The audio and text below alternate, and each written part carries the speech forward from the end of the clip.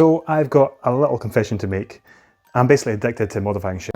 Now I believe it started at the age of 3 months old, where I was in my nice comfy cot. It was a bit boring, so I decided to get this kind of spinny nursery rhyme dangling singing thing above my head. And yeah, this was me, not mum, this was me. And show my age here, when I was 9 I wanted to get out my fancy push bike with these little reflectors from Kellogg's, which you stuck to the spokes, and they were different colours and looked really cool. If you're old enough, you'll remember what they are.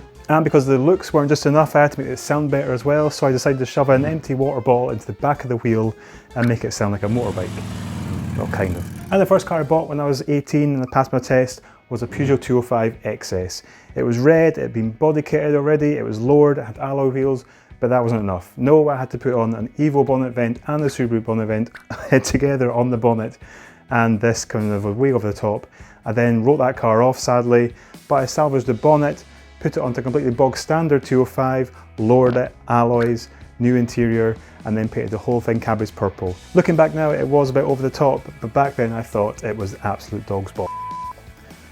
And so present day, well, if you watch the channel, you'll know I've still got an addiction to car modifications, and at any chance I get, I modify my Cupra R on the channel. But who's saying that it has to just stick to car mods and it can't actually go out to other hobbies I have outside of car stuff itself? So I present to you my Cupra themed PS5.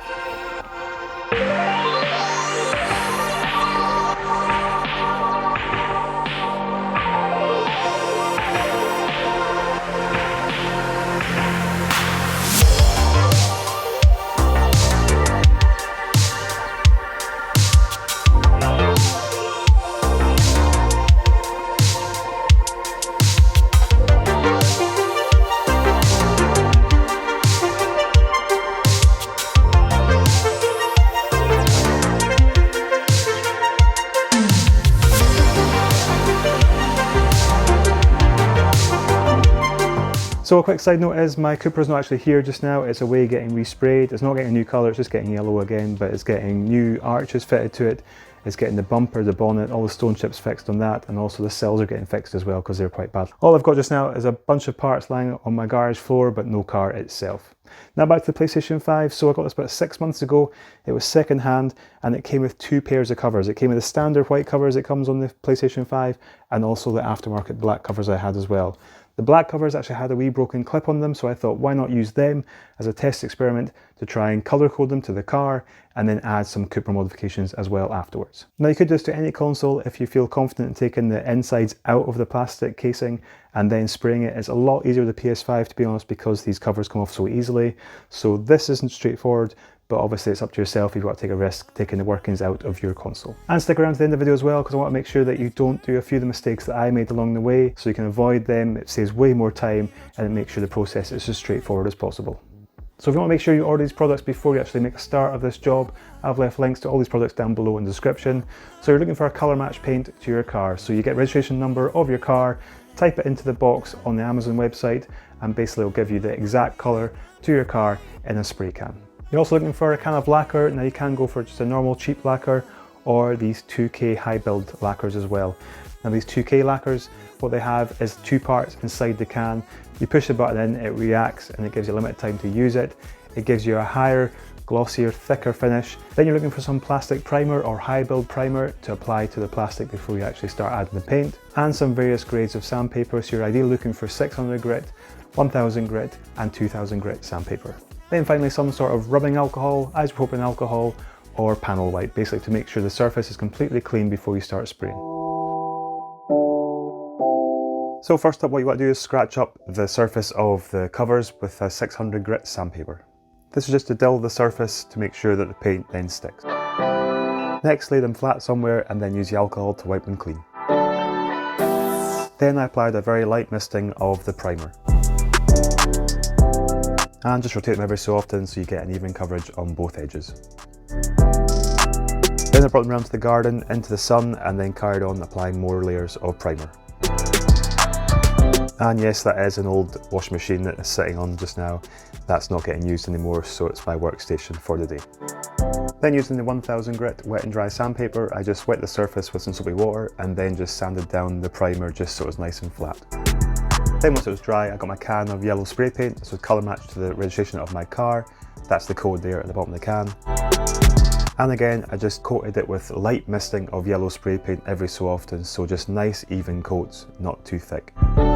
If you're doing this somewhere where it's warm, then the paint's going to dry reasonably quickly, so about every 20 minutes or so you can do another coat of paint.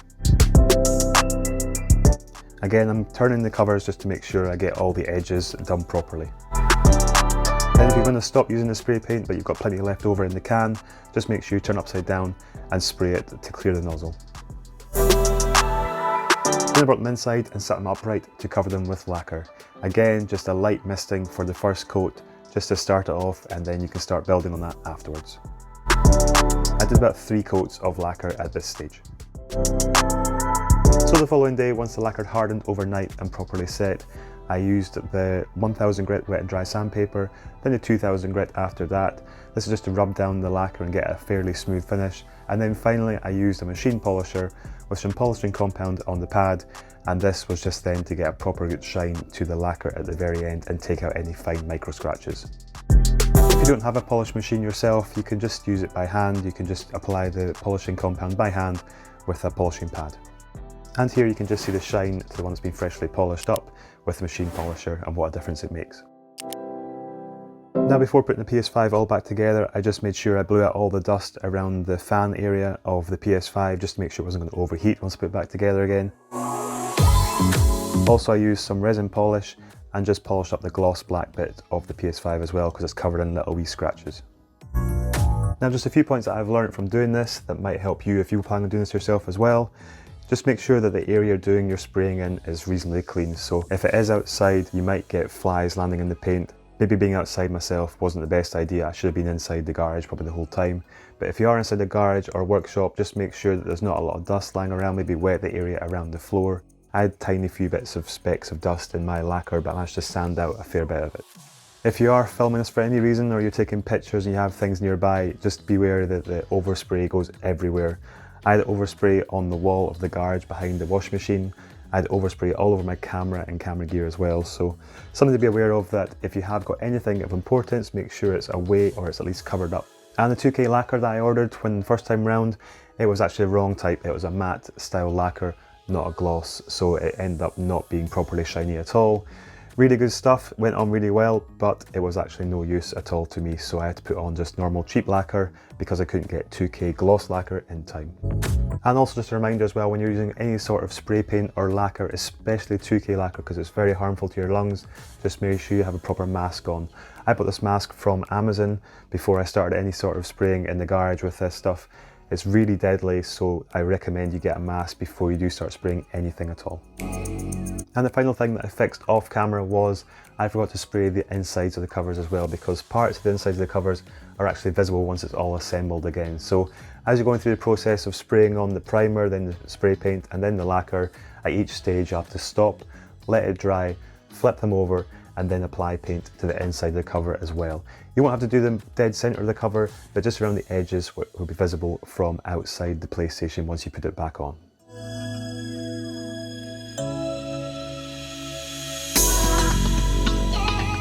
And the fun part now of deciding where to put the Cupra logo and badges on the covers themselves. Now, I got these from, I think it was eBay and Etsy. I'll leave links down below if you want to look for some yourself.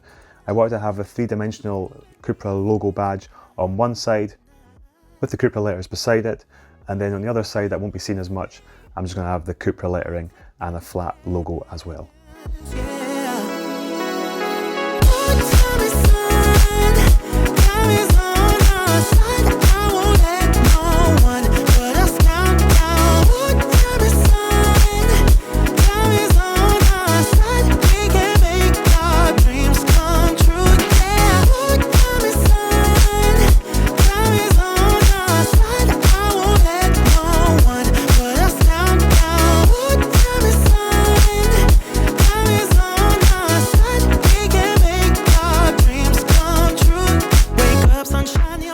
So that's now the Cupra themed PS5 finished, and it could be worth some money now actually, since it's maybe one of a kind. If not, let me know in the comments below if it's not. But if it is, 500 quid maybe for that, which would help pay for a new gearbox for the car. Luckily I didn't have to pay for a new gearbox in my last video. I paid 30 quid to fix it instead, so check this video out up here to see that. Anyway, hit the thumbs up if you enjoyed the video, hit subscribe down below to catch more videos from the channel in the future. I'm off now to connect this up to the TV to play a good game of Warzone, even though Warzone's crap just now, but it doesn't matter. Anyway, catch you later, bye bye.